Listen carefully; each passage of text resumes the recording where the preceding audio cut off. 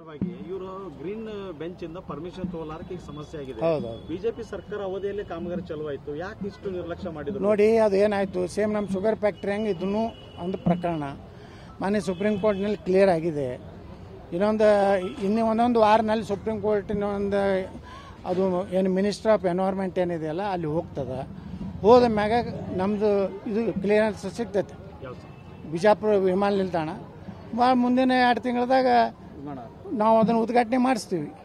ಆಗ್ತದೆ. ಈಗ ತೊಂದರೆ ಇಲ್ಲ, ಸುಪ್ರೀಂ ಕೋರ್ಟ್ ಜಜ್ಮೆಂಟ್ ಆಗಿದೆ. ಅದು ಇವರು ವ್ಯತಿರಿಕ್ತವಾಗಿ ಬಂದಿದೆ ಸರ್. ಅದು ವಿಮಾನ ನಿಲ್ದಾಣ ನಿರ್ಮಾಣ ವಿಚಾರವಾಗಿ ವ್ಯತಿರಿಕ್ತವಾದ ತೀರ್ಪು ಬಂದಿದೆ. ಇಲ್ಲ, ಇಲ್ಲಿವರೆಗೆ ಯಾವ ಇಸಿ ಸಲುವಾಗಿ ಅರ್ಜಿ ಇದ್ದು ಅವನ್ನೆಲ್ಲ ಕ್ಲಿಯರ್ ಮಾಡಿ ಹೇಳಿದ್ದಾರೆ. ಇನ್ನು ಮುಂದೆ ಯಾರೇ ವೈಲೇಷನ್ ಮಾಡಿದ್ರೆ, ಯಾವುದೇ ಕೈಗಾರಿಕೆಗಳು ಮಾಡಿದ್ರೆ, ಯಾರೇ ಮಾಡಿದ್ರು ಯಾವುದೇ ಪರಿಸ್ಥಿತಿಯಲ್ಲಿ ಇನ್ನು ಮುಂದೆ ಅಂತ ಕೈಗಾರಿಕೆ ಇರ್ಬೋದು, ವಿಮಾನ ನಿಲ್ದಾಣ ಇರ್ಬೋದು, ಯಾವುದೇ ಇದ್ರೂ ಅದನ್ನು ಮುಚ್ಚಬೇಕನ್ನುವಂಥದ್ದಿದೆ. ಆದರೆ ಇದಕ್ಕೇನು ನಮ್ಮ ವಿಮಾನ ನಿಲ್ದಾಣಕ್ಕೆ ಯಾವುದೇ ರೀತಿ ತೊಂದರೆ ಆಗೋದಿಲ್ಲ.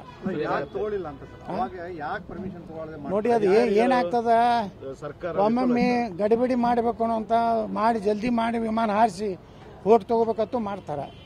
ಆ ಓಟ್ ತಗೋಬೇಕಾದ್ರೂ ಏನಾರು ಮಾಡಬೇಕಲ್ಲ. ಅದೇ ನಮ್ಮ ಸರ್ಕಾರದ ಹೇಳಕತ್ತೀನಿ ಕತ್ತೀರಿ. ನಾವು ಎಲ್ಲ ಸರ್ಕಾರದ ಹೇಳ್ತೀವಿ, ನಾವು ಬರೇ ಕಾಂಗ್ರೆಸ್ಗೆ ಬೈದಿಲ್ಲ. ನಮ್ಗೇನಾಗೋದೈತಿ, ಈಗ ನಾವೇನು ಪಕ್ಷೇತರ MLA ಇದ್ದೀವಿ. ಸರ್, ಈಗ ಗೃಹಲಕ್ಷ್ಮಿ ಹಣ 1 ತಿಂಗಳು ಬರ್ದೇ ಇದ್ರು, ಆಕಾಶ ಏನು ಕಳಿಸಿ ಬರೋಲ್ಲ ಅಂತ ವಿಚಾರವಾಗಿ ಇವರು ಗ್ರೀನ್ ಬೆಂಚ್ ಇಂದ ಪರ್ಮಿಷನ್ ತಗೊಳ್ಳಾರಕ್ಕೆ ಈಗ ಸಮಸ್ಯೆ ಆಗಿದೆ. ಬಿಜೆಪಿ ಸರ್ಕಾರ ಅವಧಿಯಲ್ಲಿ ಕಾಮಗಾರಿ ಚಲುವಾಯಿತು, ಯಾಕೆ ಇಷ್ಟು ನಿರ್ಲಕ್ಷ್ಯ ಮಾಡಿದ್ರು ನೋಡಿ. ಅದು ಏನಾಯ್ತು, ಸೇಮ್ ನಮ್ಮ ಶುಗರ್ ಫ್ಯಾಕ್ಟ್ರಿ ಹಂಗೆ ಇದನ್ನು ಒಂದು ಪ್ರಕರಣ ಮೊನ್ನೆ ಸುಪ್ರೀಂ ಕೋರ್ಟ್ನಲ್ಲಿ ಕ್ಲಿಯರ್ ಆಗಿದೆ. ಒಂದೊಂದು ವಾರನಲ್ಲಿ ಸುಪ್ರೀಂ ಕೋರ್ಟಿನ ಒಂದು ಅದು ಏನು ಮಿನಿಸ್ಟರ್ ಆಫ್ ಎನ್ವೈರ್ಮೆಂಟ್ ಏನಿದೆಯಲ್ಲ ಅಲ್ಲಿ ಹೋಗ್ತದೆ. ಹೋದ ಮ್ಯಾಗ ನಮ್ಮದು ಇದು ಕ್ಲಿಯರೆನ್ಸ್ ಸಿಗ್ತೈತೆ. ಬಿಜಾಪುರ ವಿಮಾನ ನಿಲ್ದಾಣ ಮುಂದಿನ 2 ತಿಂಗಳದಾಗ ನಾವು ಅದನ್ನು ಉದ್ಘಾಟನೆ ಮಾಡಿಸ್ತೀವಿ.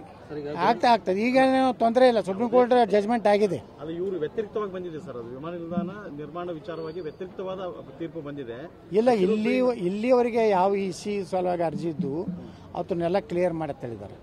ಇನ್ನು ಮುಂದೆ ಯಾರೇ ವೈಲೇಷನ್ ಮಾಡಿದ್ರೆ, ಯಾವುದೇ ಕೈಗಾರಿಕೆಗಳು ಮಾಡಿದ್ರೆ, ಯಾರೇ ಮಾಡಿದ್ರು ಯಾವುದೇ ಪರಿಸ್ಥಿತಿಯಲ್ಲಿ ಇನ್ನು ಮುಂದೆ ಅಂತ ಕೈಗಾರಿಕೆ ಇರ್ಬೋದು, ವಿಮಾನ ನಿಲ್ದಾಣ ಇರ್ಬೋದು, ಯಾವುದೇ ಇದ್ರೂ ಅದನ್ನು ಮುಚ್ಚಬೇಕನ್ನುವಂಥದ್ದಿದೆ. ಆದರೆ ಇದಕ್ಕೇನು ನಮ್ಮ ವಿಮಾನ ನಿಲ್ದಾಣಕ್ಕೆ ಯಾವುದೇ ರೀತಿ ತೊಂದರೆ ಆಗೋದಿಲ್ಲ. ನೋಡಿ, ಅದು ಏನಾಗ್ತದ, ಒಮ್ಮೊಮ್ಮೆ ಗಡಿಬಿಡಿ ಮಾಡಬೇಕು ಅನ್ನೋಂಥ ಮಾಡಿ ಜಲ್ದಿ ಮಾಡಿ ವಿಮಾನ ಹಾರಿಸಿ ಓಟ್ ತಗೋಬೇಕಂತೂ ಮಾಡ್ತಾರೆ. ಆ ಓಟ್ ತಗೋಬೇಕಾದ್ರೂ ಏನಾರು ಮಾಡಬೇಕಲ್ಲ. ಅದೇ ನಮ್ಮ ಸರ್ಕಾರದ ಹೇಳಕತ್ತೀನಿ ಕತ್ತೀರಿ. ನಾವು ಎಲ್ಲ ಸರ್ಕಾರದ ಹೇಳ್ತೀವಿ, ನಾವು ಬರೇ ಕಾಂಗ್ರೆಸ್ಗೆ ಬೈದಿಲ್ಲ. ನಮ್ಗೇನಾಗೋದೈತಿ, ಈಗ ನಾವೇನು ಪಕ್ಷೇತರ MLA ಇದ್ದೀವಿ. ಸರ್, ಈಗ ಗೃಹಲಕ್ಷ್ಮಿ ಹಣ 1 ತಿಂಗಳು ಬರ್ದೇ ಇದ್ರು, ಆಕಾಶ ಏನು ಕಳಿಸಿ ಬರೋಲ್ಲ ಅಂತ